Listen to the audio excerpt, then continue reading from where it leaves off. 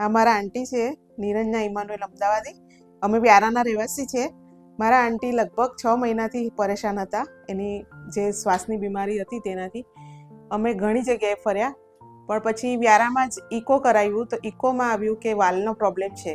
અમને બરોડા બેન્કર્સ હોસ્પિટલનું જ્ઞાન હતું એટલે અમે લોકો ડાયરેક્ટ અમે અહીંયા જ આવ્યા. અહીંયા આવ્યા અને અમારું અડધું દુઃખ તો અમારે સાહેબની કેબિનમાં ઘૂસતા જ પૂરું થઈ ગયું કે ના, આ અમે જે વિશ્વાસ મૂક્યો છે તે પૂરો થશે અહીંયા.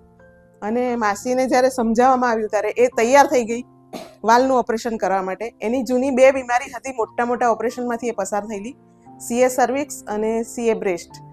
વિપુલ સર, ડૉક્ટર વિપુલ સર અને એમની આખી ટીમનો હું આભાર માનું છું કે એમણે એમના પર બાયપાસ સર્જરી કરી અને 2 વાલ રિપ્લેસમેન્ટની સર્જરી કરી.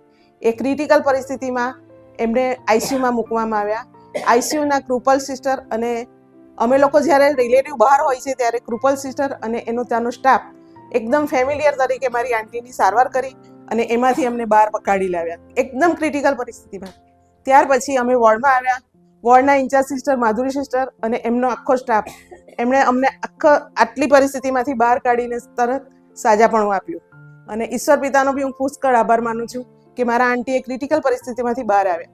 બીજું, હું અહીંના મેટ્રન મેડમ જે પર્સનલી મુલાકાત લઈને દરેક પેશન્ટને આશ્વાસન આપે છે અને સહાયને મદદરૂપ થાય છે. ડૉક્ટર દર્શન સર અને ડૉક્ટર પારુલ મેડમનો બી હું આભાર માનું છું કે એમની આખી હોસ્પિટલના આખા ટીમ વર્કે મારી આંટીને આ પરિસ્થિતિમાંથી બહાર લાવ્યા છે.